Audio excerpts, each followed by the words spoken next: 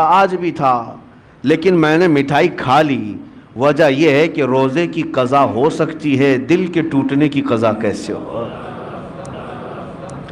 اس کا دل اگر ٹوٹ جائے, میرا تو روزہ نفل تھا, فرض روزہ نہیں ہے, نفل روزہ ہے, ٹوٹے گا تو پھر میں قضا کر لوں گا.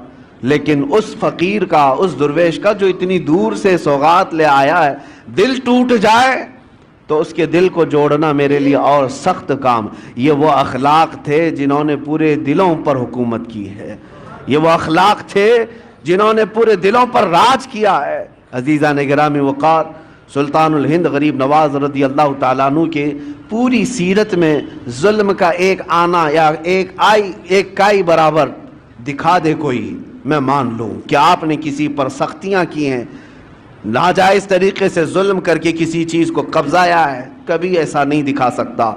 تاریخ کے جھروکوں میں جھانک کر کے دیکھے, ہماری نہیں غیروں کی لکھی ہوئی تاریخ سے بھی لا کر کے دکھا دو, غیروں کی تاریخ سے. یہاں پر جب آئے تھے, ظلم کسی اور نے کیا ہے وہ یہ بتا نہ سکیں گے. ایک بار سے آئے ہوئے درویش مہمان کے لیے اس کے پاس کچھ نہیں تھا, نہ ہاتھی گھوڑا تھا, نہ تیر تلوار تھے, فقط ایک گدڑی پہنے ہوئے جب ہندوستان کی سرزمین پر آیا تھا تو اس کے مقابل میں عام لوگ نہیں اترے تھے, وقت کے راجے اتر گئے تھے. ہاں, راجہ پرتھوی راج اپنی ایک شان رکھتا تھا, فوج رکھتا تھا, ساری چیزیں. ایک درویش سے لڑنے کی کیا ضرورت تھی؟ ایک فقیر جو کوئی تلوار نہیں رکھتا, کوئی ہتھیار نہیں رکھتا, راجہ کو اس کے مقابل میں اترنے کی کیا ضرورت تھی؟ اس درویش کی طاقت کا سب کو اندازہ تھا, اور ہمیشہ سے یہ رہا ہے. اسلام کے متعلق یہ تاریخ یاد رکھو, ستیزہ کار رہا ہے ازل سے تا امروز, شرار ابو لہبی سے چراغ مصطفی. ہمارے ہاں کبھی بھی کوانٹیٹی نہیں دیکھی گئی ہے, ہمارے ہاں صرف کوالٹی پر ہی دار و مدار ہوا کرتا ہے.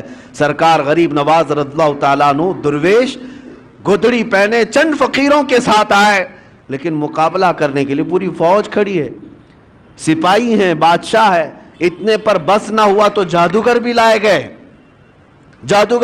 گئے. انا ساگر کا وہ مقام آج بھی موجود ہے, سب سے پرانے مندروں میں. وہاں پر ایک جادوگر بھی رہا کرتا تھا جو کبھی باہر بھی نہیں آیا تھا. اور اس کے بعد جب اس تک بادشاہ راجہ کی یہ بات پہنچائی گئی کہ ایک درویش ایسا آیا ہے جو چمتکار پہ چمتکار کرتا ہے اور لوگ اس کے دیوانے ہوتے چلے جا رہے ہیں, آپ کچھ اس کی روک تھام کے لیے کریں.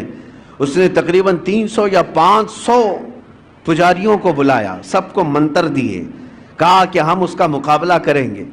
یہ میں آپ سے اس لیے عرض کر رہا ہوں کہ ہمیشہ تاریخ کو یہ دیکھتے آئیں, حق و باطل کا مقابلہ, اور اللہ تبارک و تعالی حق کو ہمیشہ غالب رکھتا ہے.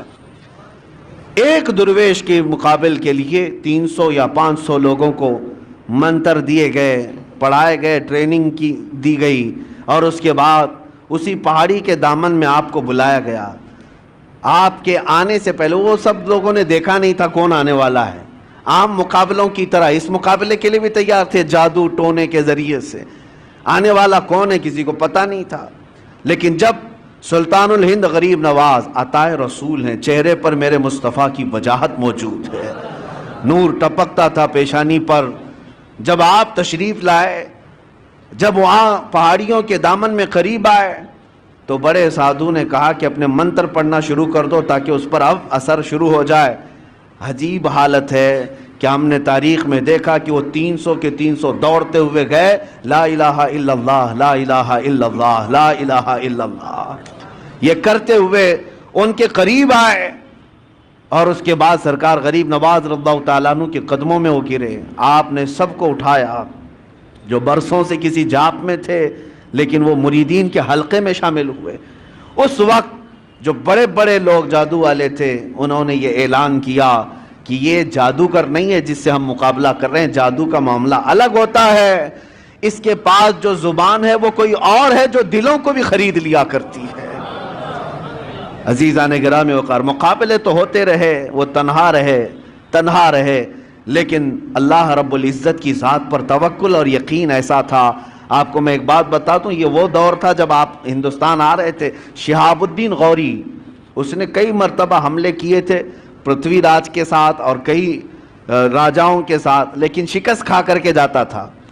آپ سرکار غریب نواز تشریف لا رہے تھے، وہ شکست کھائے ہوئے جا رہا تھا، تو نظر پڑی یہ فقیروں کے قافلے پر کہ یہ کہاں جا رہے ہیں۔ تو سرکار غریب نواز نے پیغام بھیجا بادشاہ وقت کو، اور اس کے سپاہی ہاتھی گھوڑے ہتھیار سب لے کر جا رہے۔ آپ نے پیغام یہ بھیجا کہ ہم ہندوستان فتح کرنے جا رہے ہیں۔ کون لوگ؟ 8 فقیر لوگ۔ سرکار غریب نواز یہ کہہ رہے ہیں کہ ہم ہندوستان فتح کرنے جا رہے ہیں، اور ادھر کی فوج شکست کھا کر جا رہی ہے پورے ہاتھی گھوڑے ہتھیار کے ساتھ۔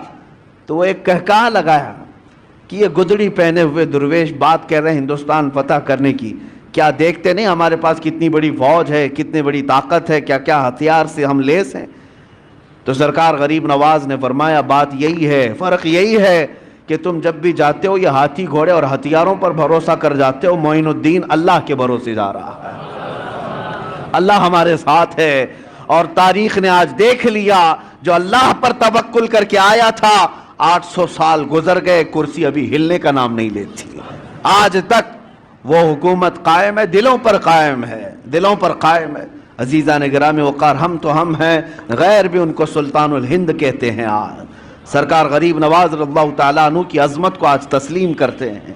میں جو بات عرض کر رہا تھا وہ یہ، مقابلے کیوں نہ ہوں گے، ہر طرح سے ظلم کے ساتھ آپ کو شکست دینے یا ہٹانے کی کوششیں ہر لمحہ ہوئی، لیکن ایک درس ملتا ہے آپ کی زندگی سے، ایک درس ملتا ہے، چاہے اندھیرا کتنا بھی آ جائے صبح تو ہونا ہے، رات کتنی کالی کیوں نہ ہو جائے سورج کو نکلنا تو ہے ہی ہے۔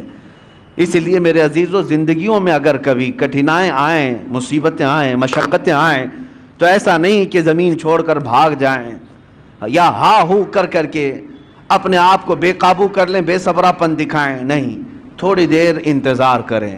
اللہ کریم اپنے بندوں کو آزماتا ہے، اور جو استقامت کے ساتھ جمے رہتے ہیں پھر اپنی مدد بھی نازل فرماتا ہے۔